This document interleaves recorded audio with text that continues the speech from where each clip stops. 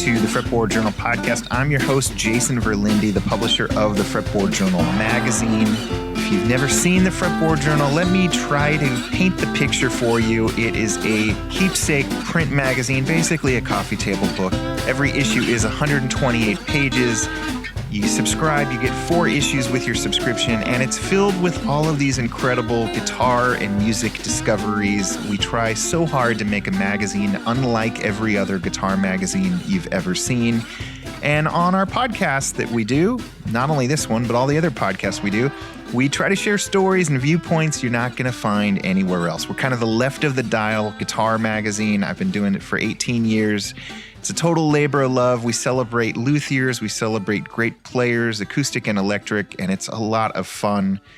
And today's guest on the Fretboard Journal podcast is somebody who's written for us. He's written for other guitar magazines. He's one of the preeminent guitar reviewers and instructors. It's Teja Gerken from the Bay Area of California. Teja is one of the founders of Peghead Nation. We talk about that. They sponsor our show, as you probably know if you've listened to this one before. But the main reason I'm talking to Teja is because he has a new record out called Test of Time. I listened to this record. It is absolutely beautiful, and I wanted to hear what Teja used to make it. I wanted to hear what guitars ended up on the record and what guitars didn't end up on the record, and we just had a great chat. We also talk about all sorts of other things, as we often do. We're old friends. He's been on the show before. I hope you enjoy it. As always, if you do love it, please leave us a review, preferably 5 stars, but who am I to say? Over on Apple Podcasts, it would really go a long way towards helping others find the show. We also have a Patreon for this show if you want to support it in a bigger way. I'll include a link to that in the show notes. And we are changing things up after this week. I'm not going to let the cat out of the bag, but the next 4 episodes of this podcast are going to be truly, truly special. I'm just going to tell you that much right now, but I will promise you that you are going to love it and you are going to appreciate it. And you're going to want to be tuned in. So subscribe if you haven't yet on either Apple Podcasts or Spotify or however you listen to podcasts. This is probably also a good time to remind you we have a whole bunch of other shows that we do, including the new Guitar for Introverts with Jamie Stillway. We've got the Truth About Vintage Amps podcast. We just did our 127th episode of that podcast with Bill Crenard of Two Rock. We've got the new Life on the Fretboard podcast hosted by Michael Watts. We have this whole suite of cool podcasts. Luthier and Luthier, I can't forget that one. We have almost a podcast for every day of the week, it seems. And we do this because we love sharing these interviews. We love building out this free audio library of all of these great personalities, builders, makers, players, you name it. We're up to 500 or 600 episodes of this Fretboard Journal podcast experiment, and it is so cool to be able to share them all with you and for you to share them with your friends.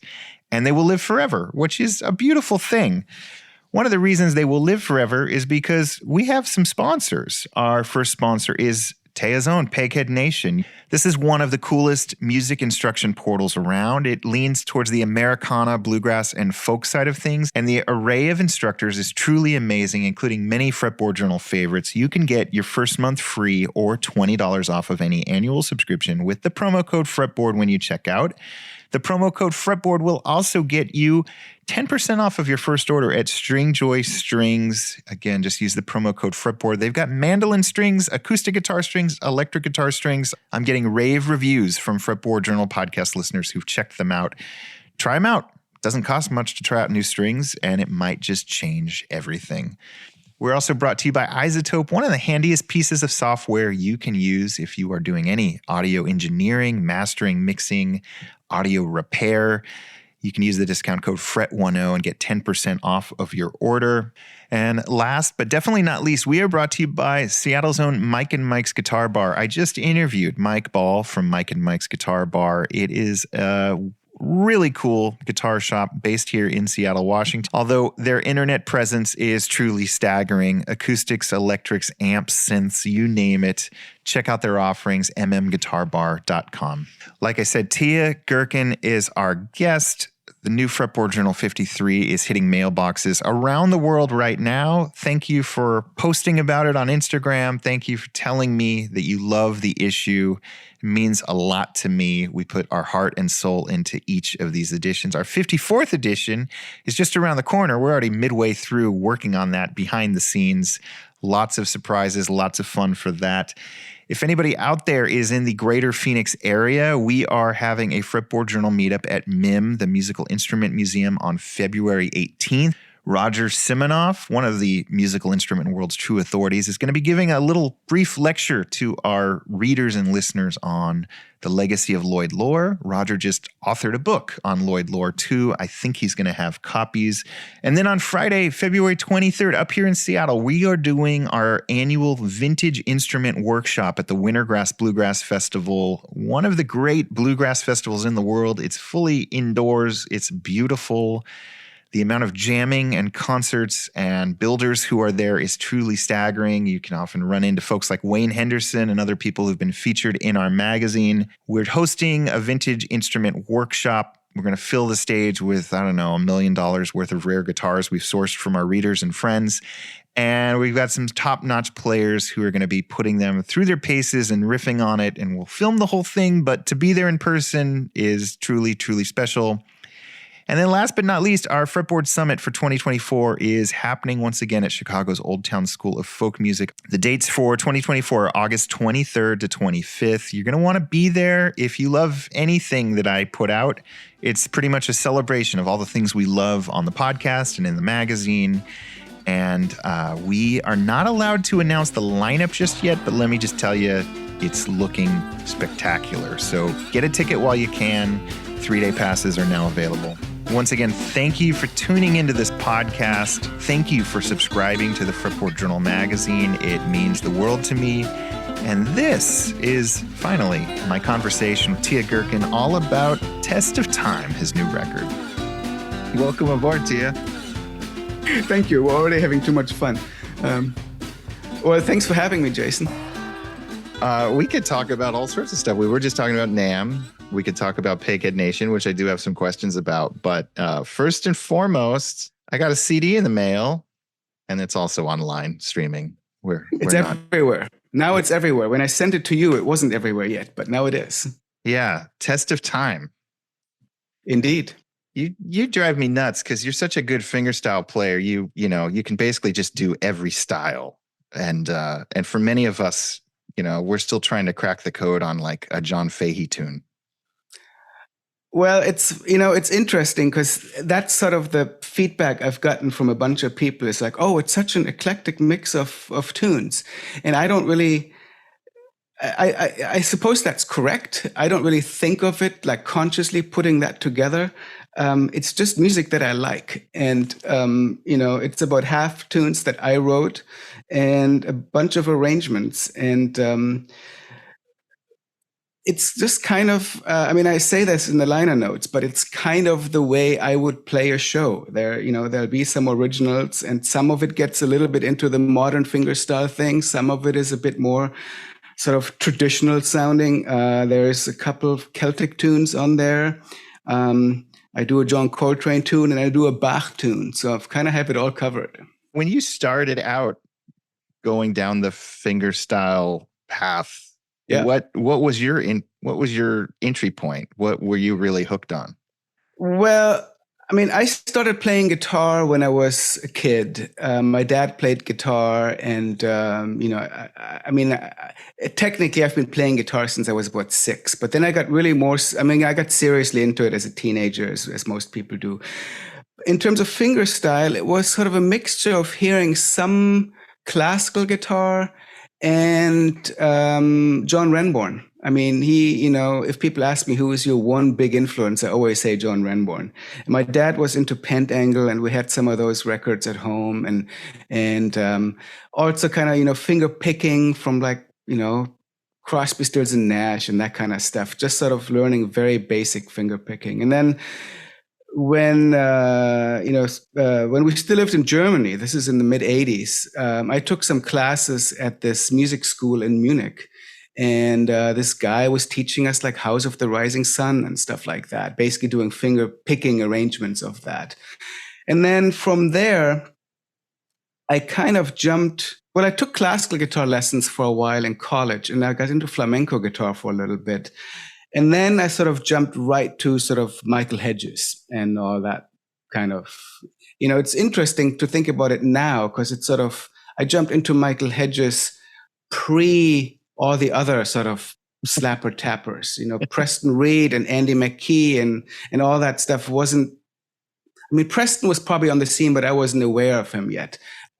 So I sort of got into that, and then it all just sort of started to merge together. But really, I think, and I've been thinking about this a bit in the context of this album, is that I am sort of a school of fingerstyle where people sort of combined all these different musical influences. Like I studied with Doug Baker for many years too, and the same kind of thing. It's like you do a few Celtic tunes, you do a jazz tune, you write a couple of pieces. I think this idea of creating your own repertoire used to be stronger in the fingerstyle world than it is now. You feel like now more people are just doing covers or kind of pyrotechnics, or? Well, you definitely see a lot more covers, certainly with people trying to get attention on Spotify and stuff. And I get it; it actually works, right? Most of the people who are successful on Spotify, and some people are, do it by way of recognizable music. So I don't know. Maybe I'm just out of touch with what's happening now, but I do feel like there is a bit more of a playing. Well, especially I think people didn't used to do so many pop and rock covers. When people did covers, it was more like jazz or arrangements of Irish tunes or that kind of stuff. Yeah. People used to do Beatles tunes, but that was sort of it. Got it. Beatles are okay. Nothing else. And there's nothing wrong. I'm not saying that, there's anything wrong with the way more people work in fingerstyle guitar now. And I wish I could do some of that stuff, but it's just not who I am. Yeah. You've been a guitar writer and educator for decades. And now, like I said at the beginning, you're one big part of Peghead Nation. I'm a co-founder. Taking those lessons from Duck. I'm curious, like, what did he unlock for you? What did those look like? Duck really unlocked sort of not thinking in genres so much. It sort of comes back exactly to what we just asked. But Duck, you were just frozen a little bit. No, I heard you. Duck really sort of instilled in me that there's nothing you can't play on the guitar. And he really doesn't approach saying an Irish tune differently from a monk tune in terms of how he applies it on the guitar. And I think it's a really liberating way of thinking about it. It's music. And like Duck used to always say, well, I think of folk music as being from the country and jazz from it's urban, but I don't think about it differently in terms of how I approach it. And, I think there is something about that, that's just really kind of liberating in that way. It's interesting, I studied with Duck for several years, sort of on and off.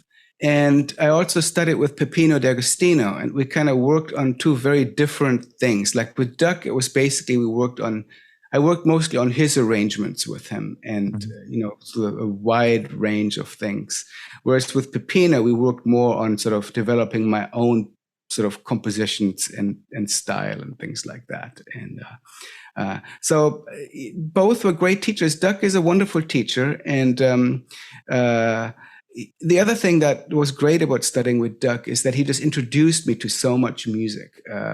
He, would say, hey, you should listen to Oliver Messiaen, or you should listen to, this obscure monk thing, or, have you heard this? And this is, of course, pre being able to find things online really easy. But, we'd go to like Amoeba together, and he'd show me what CDs to buy, kind of a thing. Or, we'd go see shows. I saw quite a bit of jazz shows with him, he'd be like, someone's coming to town, you should come see him with me. And so, I saw Sam Rivers with him. I would have never gone to see Sam Rivers. A lot of non-guitar direct stuff, and he was really good friends with the guys in the Rover Saxophone Quartet here in San Francisco. And so, he'd sort of introduced me to that whole world of things. So really a lot of stuff that has nothing to do with the mechanics of playing fingerstyle guitar, but really kind of expanding the way you think about music and being introduced to new music. Yeah. It's so cool. I mean, listening to this record, like all the pieces are exquisite. I think I've probably said this on this podcast 1,000 times. I definitely was a Tacoma Records and still am fanatic. So Tacoma kind of stood out to me. And then I'm reading the liner notes and you're like, oh, I wrote this right after I saw Leo Kottke. And I'm just it's kind of a rare piece like that. And it's kind of a funny thing because honestly, the whole Tacoma Records thing, I was never that into as a whole. And, it's probably sacrilegious to say this. And I've only sort of more recently come to appreciate some of those players. I mean, I've always liked Leo Kottke, but I could never really get into Fahey that much. And,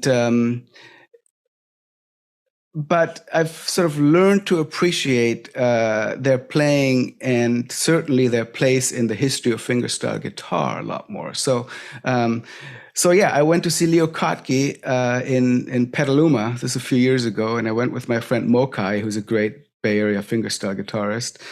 And I just sort of came home and I was like, I've never written a tune like that. And I mean, there is a certain sameness to that approach, right? It's usually open tunings and sort of a 1-4-5 kind of a structure and things. But I just started messing around with it, and I wrote it on 6-string. And actually, this is probably the earliest recording on this record. I recorded this at Doug Young's place a while ago, and I sort of go back and forth whether to do it on the 6-string or the 12-string, but that particular take came out so nice that I decided to use it. Was the Kottke performance particularly, I mean, obviously it was inspiring. You got a song out of it, but were you did it make you think differently about quote unquote Tacoma Records style music, seeing him play live? I've seen Leo a lot of times, and I interviewed him once for a cover story in acoustic guitar back when I was working for the magazine, and which was amazing, just getting to spend an hour and a half with him, sitting across from him. I don't think there was anything about him playing that particular night. I mean, it's always amazing. I saw him just this last August at the Freight, or June or whenever it was, this last summer. And he didn't play any 12-string, but it was still, there's something about Leo that is, nobody else can do Leo. It's just, it's so great. That particular show was memorable because I was sitting next to a guy who it appeared was possibly running from the law and had basically ended up at the show to get away from the street. And it was really bizarre. It's too long a story to tell here. I mean, this sounds great. You want to hear it? Well, sure. So I'm sitting at this little table and the guy is there and he's like, what kind of music is this going to be? I was like, well, I said, okay, well, it's going to be Leo Kottke. What kind of music is that going to be? I was like, well, he's a fingerstyle guitar player. I said, like kind of folk, kind of blues. The guy goes, okay. And so we sort of start chatting and my other friend shows up and we sit there and again, like he goes, what kind of music is this going to be? And I said, well, it's going to be solo guitar. It's going to be, this kind of thing. And then he starts talking about all this stuff. Like he asked me where I'm from. And I said, I live in Fairfax. And he's like, oh, that's near that place where people go to find themselves. And I said, you mean Spirit Rock, which is this, spiritual center down in Marin County? He's like, yeah, that's the one. People go find themselves. I was like, wow, okay. And so he tells me all this stuff, how he's broken up with his wife and there may be people after him. And the whole thing is really weird. And so Leo finally comes on and he starts by telling one of his stories, which can take 10 minutes or something like that. And so the guy looks up at me and he goes like, wow, he's a comedian. This is funny. And I said, well, that's going to be one of the things. So then Leo launches into one of his 12-string tunes, like Vaseline Machine Gun or something like that. And he's done. And the guy just looks at me in total horror. And he goes, how long will this last? And I said, probably about an hour and a half. And dude gets up and leaves. Wow. Yeah. I mean, you guys are oddly close to San Quentin prison. Did you check the news or anything to see if he maybe was escaped? It was very bizarre. Okay. So that was my the highlight was still Leo playing guitar, but sitting next to that guy and having that conversation was pretty good. And no offense to Leo, but sometimes guitarists go and they're like, not another story. This guy wanted the stories. I think so. The guitar drove him away. The guitar drove him away. Yeah, he fell victim to the 12-string. So anyway, the whole package of the show, I came home and I decided to mess around with a tune kind of like that. And it sort of drifted in and out. Some of these tunes, they drift out and in and out of my repertoire. I actually haven't played this one live for a while, but I was just thinking I got to work it up now that it's recorded. Well, when you're not thinking about, a balanced live set or coming home from a Leo Kottke show, is there one facet of fingerstyle that at least right now in early 2024 you're currently obsessed with? You mean in terms of styles or artists? Yeah, exactly. Well, I mean, I certainly have favorite players that I never get tired of. Mm-hmm. And I tend to work on the things that I try to do more than trying to emulate others. But my big inspirations in fingerstyle guitar are Peter Finger, Tim Sparks, mm-hmm. Duck certainly ranks very high. Pierre Ben-Suzanne, and a bunch of other people. But, mm-hmm. that's sort of the top of the list. So when I kind of feel like I need to listen to some really fine fingerstyle guitar to get inspired by, those folks are high on the list. And that really hasn't changed in a long time. I mean, those are all players that have been around for a long time, and I'm friends with all of them. So, I do like listening to that. I don't know. I've gotten a little bit more into arranging tunes than I used to be. I mean, and that's been fun. And I have a handful of things sort of in the works. There's always something. And sometimes these tunes, I'm not a very fast writer or arranger. So I might chew away at an arrangement for several months or sometimes years. I sort of come back to it and eventually decide, okay, I'm happy with this. Yeah. This isn't as big a part of your job as it was when you were working for magazines, specifically acoustic guitar. Right. But mm-hmm. You are probably one of the people who has played more high-end acoustic guitars from boutique builders, from mainstream builders, from small shops. And I still do. Yeah. What do you turn to? I mean, I know the list is on the CD, but tell me what ended up on the album. Well, it's funny. I think partially because I'm incredibly lucky. People send me really great guitars and I shoot demos with them and I send them back. And this, I've basically I've done a version of this for the last 25 years. So I'm incredibly fortunate that way. But I've sort of played the same guitars myself for a long time. So on this album, the two 6-string guitars are my Lowden 010, which I got in 1999. And so I've had it for almost 25 years. I bought it at the NAMM show in 1999. So I guess that makes, so 25 years. It's a fantastic guitar. It's on actually all of my albums. I use it in my duet with Doug Young. And it's just a really great, powerful, balanced guitar. It's a non-cutaway mahogany cedar. It's pretty much unbeatable for playing totally acoustically, like at house concerts and stuff. It's just crazy powerful and loud. And it just works really, really well. It's a great guitar. And the other guitar is my Martin OM, which is a custom shop guitar that Dick Boak helped me put together. And it's a great guitar. It's Indian rosewood and Adirondack spruce.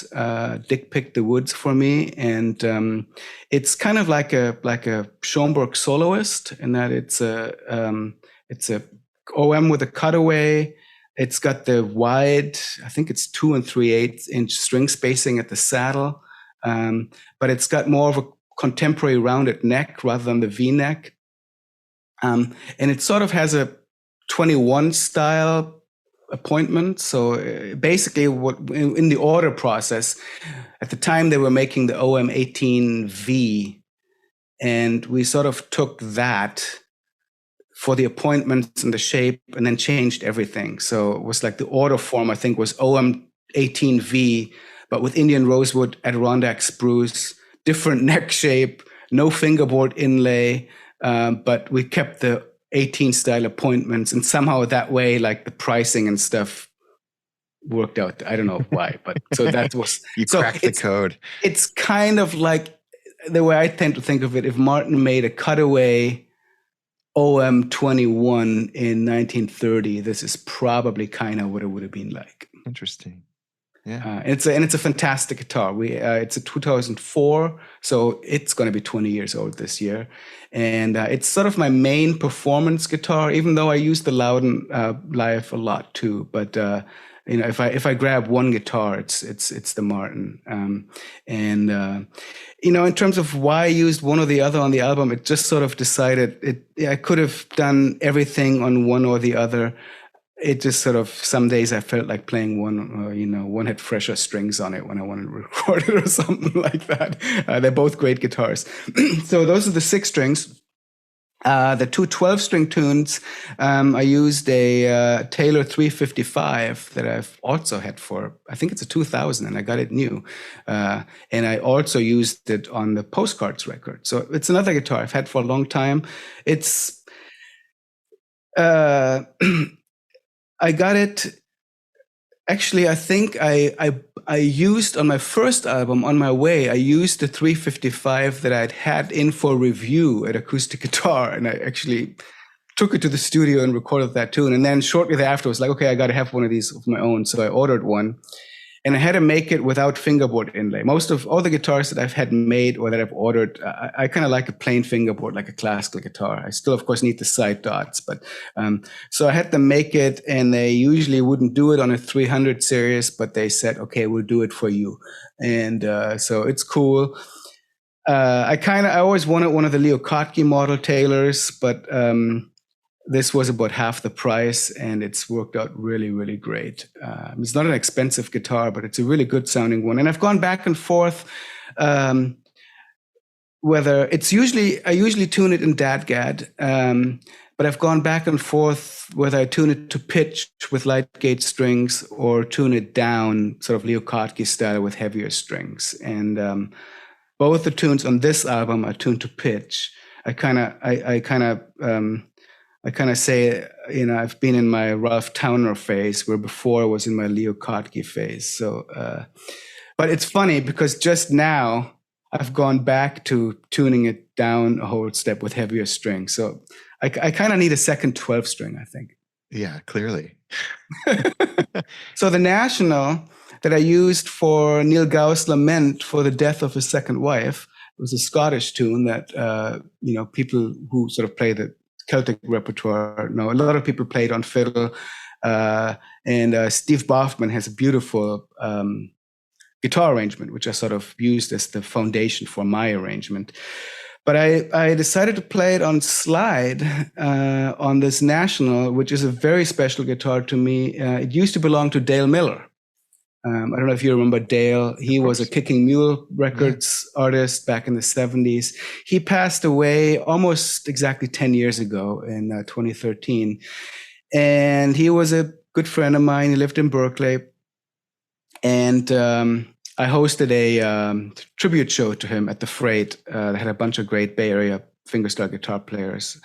And at the time, I told his wife, widow Terry, who I'm also friends with, it's like, when the time comes and you want to sell some of Dale's guitars, call me and I'll help you do it, because I didn't want to just put them up on eBay or whatever. Yeah. So about a year and a half later, she called me. And I said, of course. And I've helped her find homes for a lot of guitars. Dale had quite a few guitars. And I said, but we have to find a way for me to have the Tricone. And this was right between me, working at AG and starting Peghead Nation. So I had no money. So I paid for it over time. But it's a very, very special Tricone. It's a 1999. And I remember when Dale got it, he was very excited about it. It was right when National Resophonics started making tricones again. I think it was a year or two after they started making them again, because they made only cylinder cones for a long time when they started making guitars. So I'm pretty sure that this one is made by McGregor Gaines and Don Young, because back then they didn't have that big of a staff. And it's just a really great Tricone. And of course, I always wanted a National, but I never thought I needed it. It turns out I did. And I've been playing it a lot. And, I use it in my duo with Doug Young quite a bit. And it's on a couple of the tunes on that album. And it's the first time I've recorded a solo tune on it. But, I kind of playing slide on it. I really love Martin Simpson's slide playing, and especially sort of the way he approaches those like ballads and stuff on the slide, which is really sort of what I was trying to go for with this. And I think it worked out. But I learned, I'd never recorded a solo slide thing like that. And I learned that it's really hard to play clean enough on a ballad like that. So it took me a lot of takes to get this one down. What kind of slide do you use? Well, this is another thing.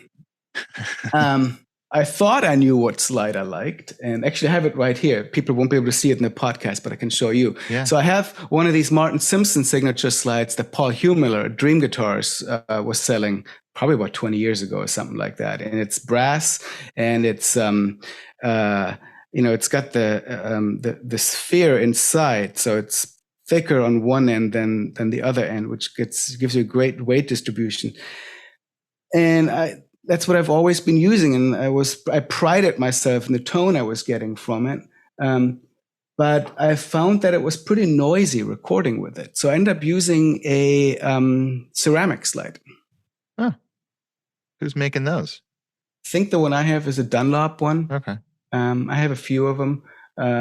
It's a little lighter weight. I find glass to be a little too lightweight for me a lot of times. But this particular, so I went through all these different ones, and I ended up using a ceramic one, and it worked out. Your guitar collection is like, they're almost vintage, but they're modern guitars. The National and the Martin, at least, and the Taylor. Well, they're all like within the last 25 years, but they're not brand new. Yeah. Yeah. I mean, they're basically used guitars. Totally used by you since new. Yeah, I mean, except for the National, I got them all brand new. Yeah. Do you? I mean, I know, because I know you get your hands on some vintage guitars. Mm-hmm. Do you find? I mean, is it just an affordability thing, or do the vintage golden era Martins and Gibsons just not work for this style of music the way you want them to? Well, there's an affordability thing, of course. But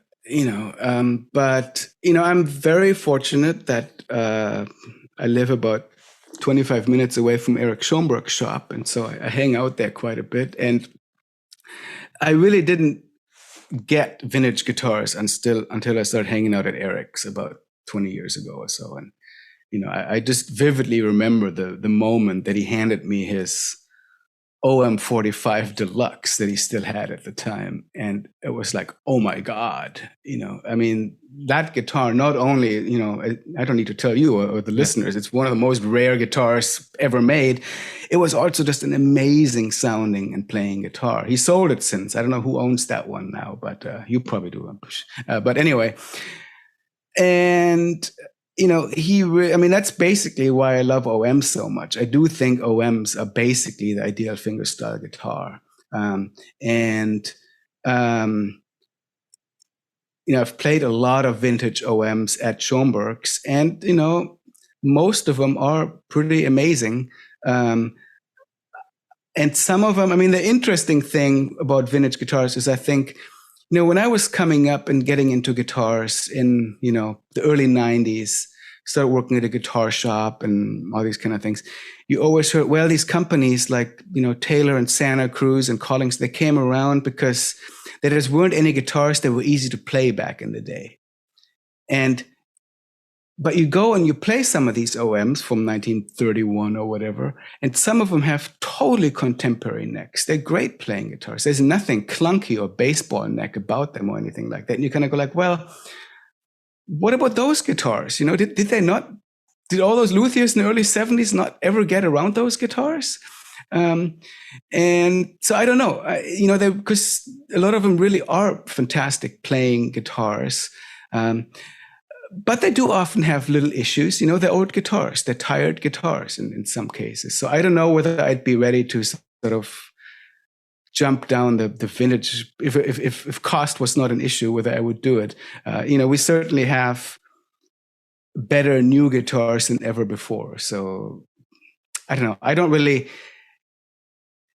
feel like, the fact that vintage guitars, the prices have gone up so much and out of reach of players and stuff like that. I don't really think it hurts us players because there's plenty of great new guitars to play.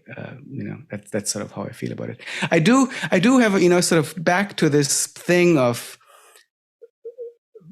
great playing vintage guitars. I have recently started thinking about that. I'm wondering whether some of this perception that there weren't good playing vintage guitars in those times was really because people didn't really know how to work on them yet in the late 60s and early 70s. And by that time, what we consider now golden era guitars, they were 30-year-old used guitars, and they probably needed neck resets and other work. And, people hadn't really figured out how to do that to the extent that they have now. And so I think that, may have been a factor in why people said, hey, we need to build guitars that are easier to play. And what a good thing it is that they did, because otherwise we wouldn't have Taylor and Santa Cruz and Collings and all these other makers now. Yeah. And if those vintage guitars weren't worth as much as they are today, people wouldn't be so meticulous with the restoration. Exactly. It's a whole conundrum. But yeah, so my guitars are basically, production guitars. My Martin is a custom shop guitar, but it's nothing super esoteric. And yeah, they're wonderful guitars. Yeah. Yeah. What of all the guitars, and you've seen hundreds, I'm sure, in the last just few years, what modern guitar, if I can put you on the spot, new guitar has inspired you the most, or you're like, wow, if I had the cash, I would buy this on the spot? Boy, it's really hard to say.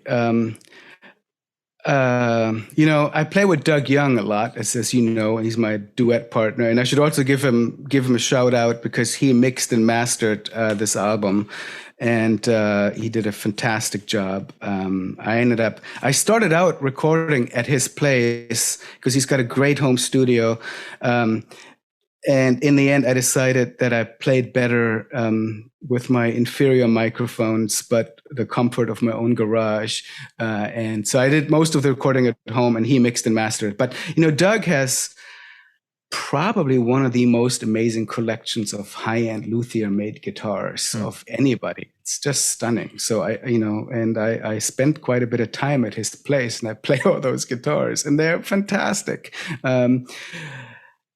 But I do kind of, obviously I've played the same guitars for a long time, and I think there's a reason. I think there is something about sort of sticking with an instrument and learning about that instrument. You have folks like Tony Rice playing that same guitar for a long time. You have Pierre Ben Suzanne basically playing his old lady Lowden for 50 years. You have like Martin Carthy playing that Martin forever. And I think kind of jumping from guitar to guitar to guitar is not necessarily a good thing for developing good tone and becoming a better player. That said, every night, of course, there are so many incredible guitars out there. Guitars that really sort of stand out that I've played. I played one of Martin Simpson's Sobelts once that I was just like, oh my God, this is unbelievable.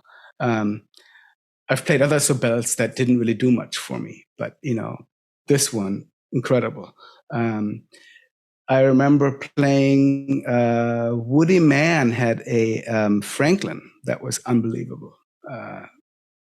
Incredible. I think built in the maybe early 80s or something like that. It was really, really cool. I really like a lot of Schoenberg's soloist and OM kind of inspired guitars. I don't know, they're all such great guitars. I've played some fantastic Rhines. I've played some fantastic, I don't know, you name it, I don't know. It's really hard to pinpoint one particular guitar. Mm-hmm. Since you mentioned the mixing and mastering of this record, what did you use for microphones? So I recorded this album with a pair of Neumann KM185s into a Focusrite audio interface and a MacBook Pro. It's super simple in a corner of my garage. There are just sort of coincidentally, the two 12-string cuts I recorded at Doug Young's place, and we used a combination of Browner mics and Shops mics, and he's got these ribbon mics. I forget what the brand of them are now, and they're fantastic. The reason I end up using those recordings, I really liked the version of Tacoma that we recorded there. I mentioned already, and then I really struggled recording Naima, the Coltrane tune. And I just needed to be in a room with another set of ears to sort of make sure I wasn't going crazy with that. And so I basically, Doug sort of became the producer on that one.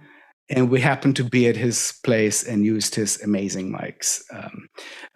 But again, a lot of people find that KM184s are too bright sounding for them or whatever. I kind of find them to be a really nice sort of standard, and that sort of also comes back to my choice of guitars a little bit. I kind of believe in using stuff that is kind of proven to work for other people, and a lot of great guitar albums have been done with KM184s and Lowdens or Martins, and I kind of feel like if I can't do it with those parameters, then the work that needs to be done is on me. And that's part of why it took me a long time to do this album. I mean, there's lots of factors. My last solo album is 2005. That was Postcards. Well, since then, my tenure at acoustic guitar ended, and I had a kid, and I started Peghead Nation and all these different things. So I kept being distracted. And with a pandemic, I kept getting distracted. So some of this material goes back quite a ways. But also, several of these tunes I recorded several times, and I just wasn't happy with my performance on them for the most part. And it was actually, in the end, I had COVID in June last year. And so I was isolated in this room that I'm sitting in right now. I had like a mattress on the floor. And I wasn't feeling all that bad, but of course I couldn't go in the rest of the house. So I just finally went through everything that I'd recorded already, and I edited it. And I realized, wow, I have, I think, 7 tunes of this album. And I finally decided, okay, it's good enough. I'm not going to do any better. And I think I had 3 tunes left to do, and I knocked them out. And then suddenly, after sitting on some of this material for a couple of years, really, it all kind of happened, bam, bam, bam, bam, bam. Like, 4 weeks later, Doug was mixing stuff, and I was sending stuff to disc makers. It was kind of crazy. That's awesome. So, yeah. So it is ridiculous how long it took me sort of between solo albums, but I have good excuses. And at the same time, I do feel like I wanted to be happy with my performances, and nothing changed I didn't start going, I need to have this other guitar to make it work or whatever. I mean, there's some things that I would try maybe on the Lowden and the Martin, but ultimately, it was about me. And going back. Like I would listen back to stuff and I would find weird timing things, and I would, spend a couple of weeks working on that tune with a metronome kind of a thing. And, really kind of figuring out what the weak spots were. Yeah. And there's still weak spots. It's always a work in progress, but the record is great. Thank you. So recording was actually, really quite simple. Like I said, it's literally a corner in my garage and a couple of mics and audio interface and a MacBook. And I used Logic. Yeah. Wow. Now, Doug did a lot of magic. I mean, I don't know exactly what he did in mixing and mastering this, but he pulled out all the stops, and he's a great engineer. And, it was super fun to, I mean, we've done a lot of recording together, but this is sort of the first time that I handed him a project of mine and said, do your thing. And he really did. Switching gears a bit, Peghead Nation, how many years have you guys been doing Peghead Nation? This coming September will be our 10th anniversary, believe it or not. Wild. It's so pretty amazing. Cool. Yeah.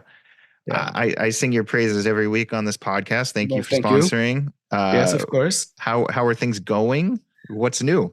Things are going great. We're about to move into a new studio space that we're very excited about in San Rafael. We're based in Marin County.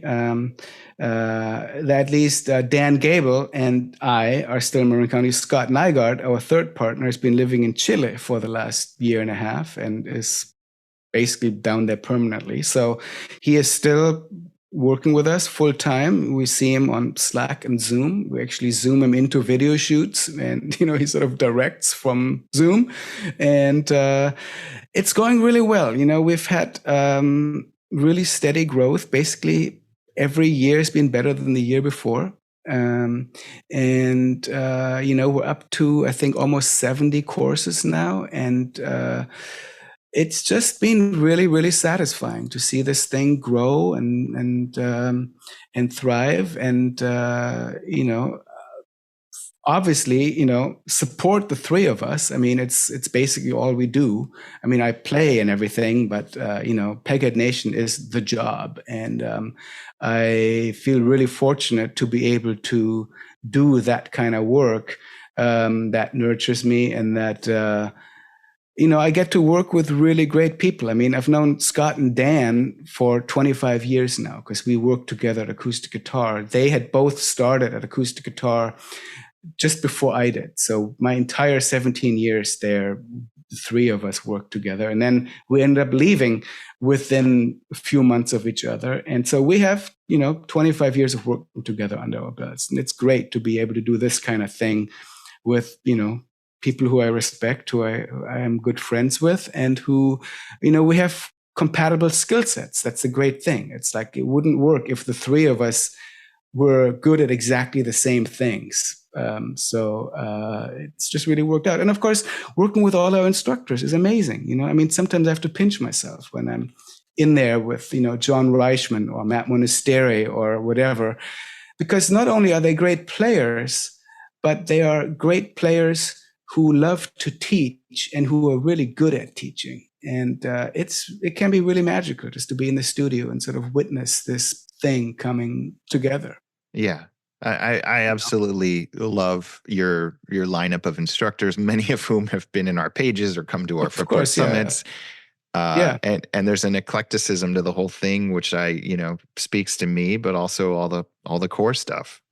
It's really great. We've become really strong in the mandolin world. That seems to have been sort of a niche that needed filling, and that is super great. Of course, we still have lots of guitar courses, and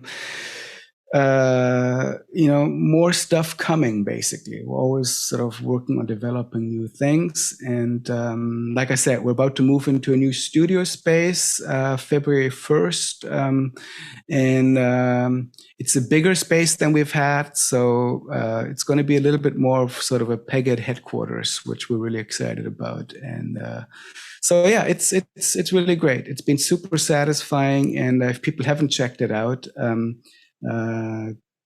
go to pegheadnation.com and see what we're up to. And I think you have a promo code for the we do. podcast Fretboard. too, right? I talk about it all the time. Yeah, I know you. Hopefully you do. People are using it. So people should check it out. Get a free month of any course. I host the Advanced Fingerstyle Workshop, which has 15 lessons with different players in it, sort of each player doing a different lesson, or mostly a tune, teaching a tune. Just great stuff, not only on the guitar side, but really basically all the other roots, stringed, fretted instruments. I don't want you to give away any trade secrets or anything proprietary, but I'm guessing you have a unique insight into metrics and what people actually gravitate towards that you never knew before you started this project.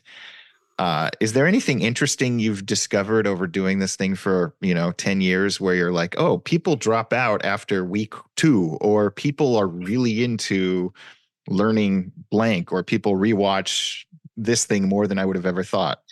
Well, people really like to learn tunes. I think you don't want to have things get too hard too quick. It's not really a surprise, I guess. Yeah.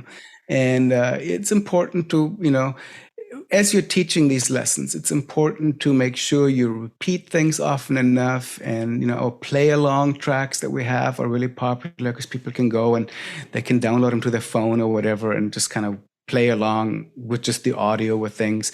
It's really just, it's just being thorough and repeating things and sort of breaking it down to small enough chunks that people can really get it. So I don't know if I've had any great insights into why people go. I mean, you never know, right? Like octave mandolins become a really popular course for us. Joe Walsh teaches it for us. Now, that to me, octave mandolin is a relatively niche instrument, but Joe is doing an amazing job, and of course, we have lots of great octave mandolin players doing amazing stuff. But still, it's doing really well, and we're helping Northfield sell octave mandolins. Yeah, I was going to say the Sarah Jarosz factor, right? Exactly. So, it's just super fun, and again, just working with the instructors. And I just learned so much. I should be a better mandolin player just by osmosis now, having been in all these, having shot all this video. It doesn't work that way, does it? It doesn't always, but some of it does, I do learn a lot, and you kind of go, and I sometimes, like, after a shoot, I'll wake up at night and I go like, well, how did they do that? We did a course with Danny Barnes, and it was just totally phenomenal to see Danny at work and just what a genius level, brilliant musician he is, and talk about how he thinks about music theory and how he approaches the instrument and tone and hand positions. So much deeper than I would have ever guessed just seeing Danny Barnes perform. And that was just so fascinating for me to kind of get an insight into the depth of his lifelong commitment to the banjo. Yeah. Unbelievable. He's such a force of nature and such a powerful presence, just standing next to him or hearing him on stage, that to actually have him methodically go step by step, that's got to be revelatory. That's cool. It was incredible. Yeah. So super exciting. Yeah. So, we're excited. It's going to be 10 years of Peghead Nation, and more great stuff coming out. And it's just really satisfying. Basically, everything I do, I'm not really doing any writing these days. But between I write sort of the gear demos and stuff for Peghead Nation and some of the other things, but I'm not doing any magazine or book work right now. But everything I do sort of ties into one thing, right? I've had people ask, how do you sort of work with all these parallel different things? Well, I don't even think about it as sort of being a guitarist and doing Peghead Nation and doing writing or whatever, as being these sort of different things. It's all part of sort of this one whole thing. And it's just what I do. And I've been lucky to be able to do a version of this for my entire adult life, basically. So cool. Well, So- Tia, I'm going to see you at NAMM. Yes, At least indeed. for one day. At least, yes. Hopefully we can, see each other in line at Starbucks or something like that. Exactly. Again, congrats on the record, Test of Time. I'll include a link in the Thank show you. notes. And Awesome. Yeah, and now all it's out Bandcamp, Spotify, Apple Music, all the streaming things and whatever. And I'm releasing a few short little video shorts and stuff. And you probably saw I did sort of a more elaborate video of the opening cut, Vicky's Red Boots, that's now out. So it's been a lot of fun. I love it. Thanks so much. Awesome. Well, thank you, and I'd see you in a few weeks, and bring comfortable shoes. But you know that. I will. All right. Yeah. All right. That was my conversation with Teja Gerken. Test of Time is the record. It's on all the streaming platforms that you could shake a stick at. Truly great record. I loved it, and so cool to hear the making of it and the guitars that went into it and all the work that went into it. So next week, you're going to hear my voice very briefly, and then you're not going to have to hear my voice again because you're going to be in for a very, very special treat, and you're going to get that special treat at least 3 or 4 times over subsequent weeks. I hope you enjoy it. I hope you all are staying sane, and thank you, as always, for tuning into the Fretboard Journal podcast. Feedback, as always, is welcome to podcast@fretboardjournal.com.